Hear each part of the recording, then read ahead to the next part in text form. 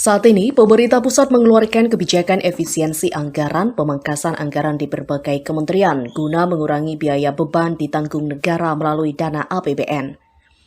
Pemangkasan dana anggaran tersebut dilakukan tak terkecuali anggaran dana bansos, bantuan sosial di berbagai program seperti program pembagian sembako, BPKH, BNT, bantuan jaminan kesehatan, di mana semua program bantuan tersebut diwajibkan basic datanya masuk dalam DTKS, data terpadu kesejahteraan sosial yang disetorkan oleh tim pendamping dan pemerintahan di tingkat desa setempat. Dikatakan Ari Wibowo, Kabid Pengembangan Perlindungan Jaminan Sosial Dinsos Magetan, sesuai peraturan Bupati, indikator lokal kemiskinan ada 19 kriteria warga penerima bansos. Dari 19 kriteria tersebut, aturan tertuang dalam Perbuk Bupati tahun 2019, hingga kini semua data penerima warga miskin belum dilakukan update perubahan disetorkan ke pusat. Dengan belum dirubahnya data penerima bansos warga miskin, dikhawatirkan bantuan tidak tepat sasaran di tengah efisiensi anggaran APBN melalui Kementerian Sosial Republik Indonesia. Kabupaten Magetan tahun 2019 nomor 13, mungkin itu.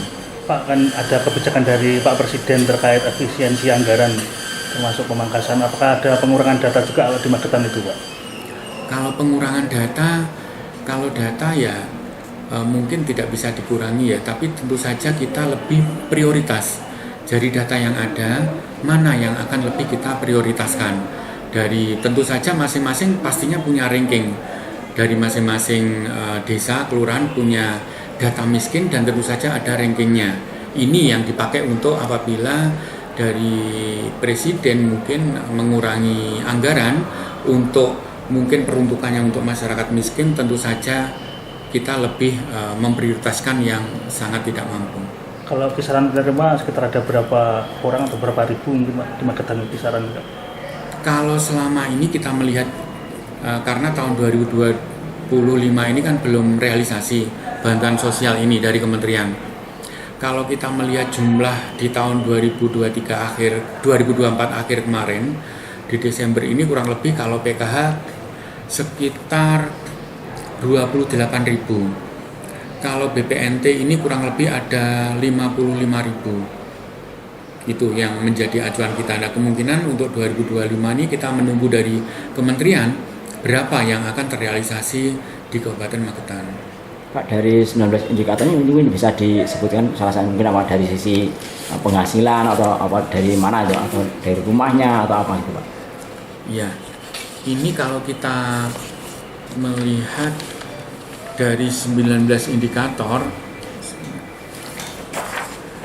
ini yang pertama ada status kepemilikan rumah, yang kedua jenis atap, yang ketiga ada jenis dinding, lantai terluas, sumber penerangan, bahan bakar memasak, terus pekerjaan dari kepala rumah tangga, tingkat pendidikan, memiliki aset yang mudah dijual, sumber air minum, memiliki fasilitas BAB, jumlah anggota keluarga dalam satu kakak.